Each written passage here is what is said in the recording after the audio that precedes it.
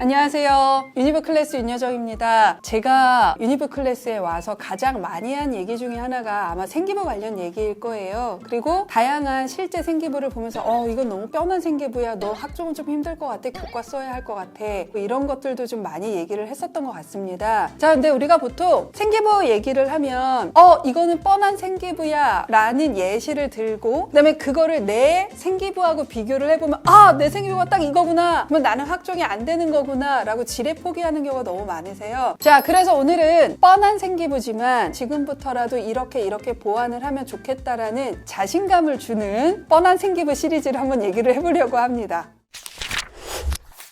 오늘은 뻔한 생기부 중에서도 창체 활동부터 좀 얘기를 해보려고 합니다. 이제 봉사는 학교 교육계획에 따라서 주어진 봉사 활동 외에 개인 봉사를 할 수 없기 때문에 주요 창체 활동이라고 한다면 자율, 동아리, 진로 활동이라고 보시면 될 것 같습니다. 자, 그 중에 첫 번째 자율 활동에 대해서 한번 좀 얘기를 해보려고 합니다. 학교의 프로그램 또는 뭐 반장, 부반장, 체험학습 이러한 것들이 기술되어 있는 것을 보통 자율 활동이라고 얘기를 합니다. 학종에 합격했던 친구들 중에서도 정말 가장 뻔하게 기술된 대표적인 활동을 자율활동이라고 얘기할 수 있을 것 같은데요. 일단 한번 간단하게 예시를 통해서 말씀을 드려보도록 하겠습니다. 첫 번째 뻔한 생기부를 한번 보면 학급 정부회장 선거에 참여하여 선거의 진정한 의미와 절차적 민주주의의 중요성을 인식하고 올바른 실천을 다짐함. 다문화 국제 이해 교실에 참가하여 페루 문화를 폭넓게 이해하였으며 문화 상대주의적 관점의 필요성과 함께 다문화 시대의 차별 없는 존중과 배려가 중요함을 깨달았음. 근대 건축사회 전시회를 통해 지역 근대 건축물의 역사적 의미 이해 및 소중한 지역 건축물 존재에 대한 자긍심을 갖게 되었음. 이라고 대부분 기술되었습니다. 자, 지금 활동들을 보면 주어진 학교 프로그램을 성실하게 이수한 것 이외에 이 아이가 이 프로그램에서 고민하거나 스스로 호기심을 갖고 확장한 내용들을 보기 어렵습니다. 가령 예를 들면 어차피 자율활동이야 대부분 주어진 프로그램에서 내가 호기심을 가지고 확장을 하는 것일 수밖에 없는데 일반고라면 지금 이 상황에서 예를 들어 다문화 국제 이해 교실에 참고해서 페루 문화를 폭넓게 이해하였으며 라고 되어 있다면 페루 문화의 어떠한 요소를 이해했는지에 대한 요소가 좀 나와줘야 하고 문화 상대주의적인 관점은 어떠한 관점으로 학자들이 제시가 되어 있는지 그 다음에 그러한 관점 중에서도 특히 다문화 시대의 상대주의적 관점에서 본인이 동의하는 어떠한 학자나 내용의 견해가 무엇인지가 들어가 있어야 이 주어진 프로그램으로 스스로 확장했다고 볼 수 있어요. 자, 만약에 이과라면 근대 건축사회 전시회를 갔단 말이에요. 본인이 가장 의미 있게 본 지역 근대 건축물은 무엇이었는지 그리고 그 건축물에 담겨진 역사적 의미가 자기 기준으로 무엇이었는지에 대한 얘기가 나와줘야 되는데 그냥 단순하게 지역 근대 건축물의 역사적 의미를 이해했다. 그러면 이거는 그냥 단순 성실하게 학교 프로그램을 이수했다. 이상의 평가를 받기 어렵기 때문에 저희는 뻔한 생기부라고 보통 얘기를 합니다. 우리가 자소서가 없는 상황에서 어떤 생기부가 좋은 생기부냐라고 얘기를 할 때는 가장 중요한 건 이 아이가 무슨 활동을 했는지가 잘 드러난 것 그 다음에 그 활동의 결과물이 구체적으로 드러나면 좋다라고 보통 얘기를 하고요. 거기에다가 나의 평가나 교사의 평가까지 있으면 퍼펙트하다 이렇게 보통 얘기를 합니다. 다만 이 세 가지 요소를 다 갖추기는 지극히 어렵기 때문에 우선 하나만 고른다고 하면 나의 활동이 구체적으로 드러나 있는 것을 가장 중요하다라고 얘기를 합니다. 지금 정말 누구에게나 흔하게 있고 선생님들이 대부분 컨트롤 C, 컨트롤 V를 하는 내용들이어서 많이 익숙한 내용들이실 겁니다. 지금 자율활동 생기부는 일반고에서 전교과 2.13으로 연세대 활동 우수형 기계공학과를 1차 추가 합격한 학생의 생기부입니다. 자, 이렇게 뻔한 생기부를 가지고 있다고 하더라도 이것 때문에 불합한다라고 생각하지 마시고 이러한 불리한 요소도 있지만 내가 할 수 있는 극복 가능한 요소가 무엇인지에 대한 고민을 하셔야 한다라는 걸 말씀드리기 위해서 자율활동 생기부를 좀 얘기를 했습니다. 다음으로는 동아리 활동의 뻔한 서술 예시입니다. 1년 동안 수학 동아리 활동을 기쁜 마음으로 성실하게 참여하였으며 포물선을 그려 물줄기가 멀리 나가는 방법을 찾는 실험 등을 통하여 이론적으로 배운 수학을 실험으로 확인하는 기회를 가짐. 조별 주제의 결정 과정과 학교 숙제 준비를 즐겁게 해 나가면서 협동심과 원만한 사회생활에 대한 능력을 키움이라고 되어 있는 동아리 활동입니다. 정말 흔하죠. 이 동아리 서술은 실험에서 이 학생이 어떠한 역할을 했는지, 이 실험을 통해서 어떠한 호기심을 가지고 스스로 확장했는지의 요소가 정말 1도 없는 동아리 서술이라고 볼 수 있습니다. 이 친구는 어디를 붙었을까요? 전교과 1.4등급으로 서울대 직윤 수학교육, 그 다음에 연대 화로 수학과, 고대 학교 추천 수학교육, 심지어 고대 계열적 합형 수학교육을 모두 다 최초 합격한 학생의 동아리 활동입니다. 믿어지시나요? 아까도 말씀드렸듯이 일반고는 특히 창체에서 주어진 프로그램의 한계가 있고 그 한계에서 벗어나는 서술이 나오기 어렵습니다. 이 친구도 마찬가지겠죠. 그럼에도 불구하고 내가 할 수 있는 역량을 최대치로 끌었을 때 이 모든 것이 합격 가능하게 만들어질 수 있다는 것이 포인트다라는 것을 꼭 잊지 않으셨으면 좋겠습니다. 창체 활동의 마지막 진로 활동입니다. 어떤 합격자의 진로 활동이 얼마나 뻔한지 한번 읽어보도록 하겠습니다. 학과 탐색의 날에 간호학과 특강을 듣고 간호사라는 직업에 대한 위대함을 느끼고 간호학과 역시 여러 가지 다양한 진로를 가질 수 있다는 것을 알게 되었으며 자신의 꿈이 단순히 간호사가 아니라 보건교사로 바뀌는 계기를 얻은, 그다음에 드림 콘서트에 참여하면서 규칙적인 생활의 중요성에 대해 듣고 자신의 규칙적인 삶의 뿌듯함을 느꼈습니다. 자, 이렇게 되어 있습니다. 어디서 본 진로 활동인데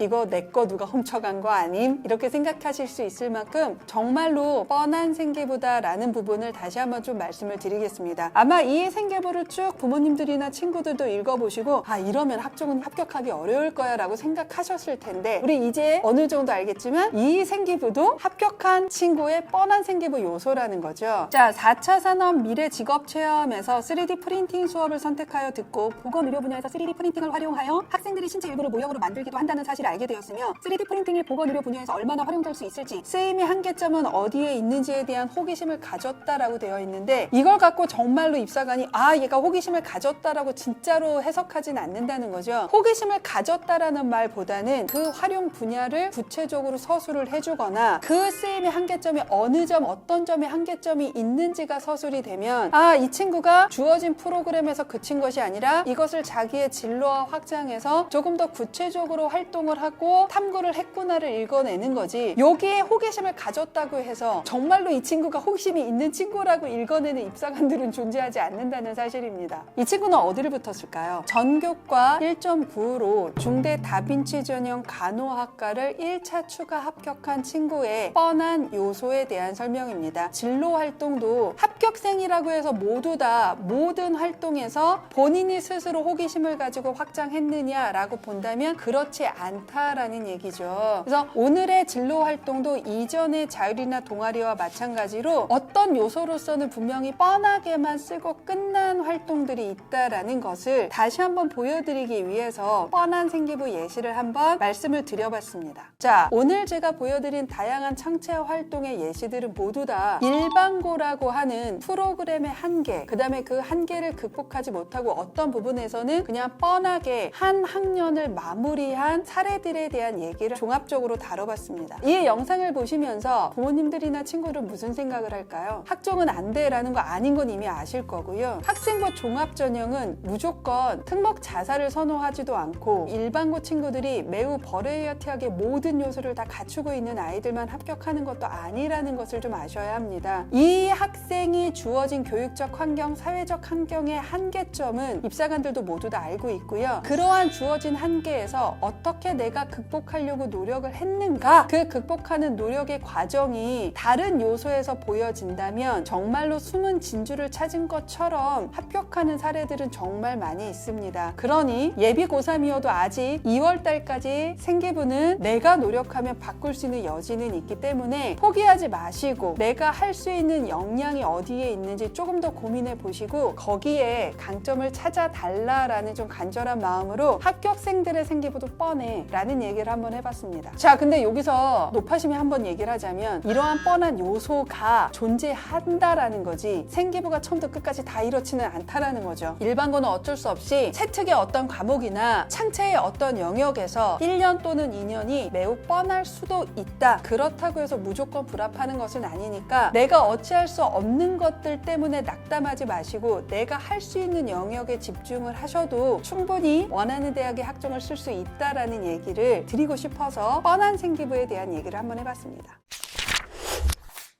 내신이 안 좋고 생기부가 안 좋으면 너무 쉽게 정시로 넘어갑니다. 정시로 어느 학교를 간다라는 걸 쉽게 예측한다라는 건 존재할 수 없습니다. 그러니 내가 극복할 수 있는 영역들에 대한 고민을 훨씬 더 치열하게 하고 그거를 극복하려고 노력하는 친구들이 오히려 수능도 그다음에 정시도 합격할 확률이 훨씬 더 저는 높다고 보기 때문에 그 부분을 잊지 않고 현재 할 수 있는 것에 조금 더 집중하셨으면 좋겠다는 마음으로 이 영상을 준비했습니다. 자, 이 영상이 도움이 되셨으면 좋아요와 구독 부탁드리고요. 저는 다음에 더 좋은 내용으로 찾아뵙도록 하겠습니다. 지금까지 유니버클래스 윤여정이었습니다. 감사합니다.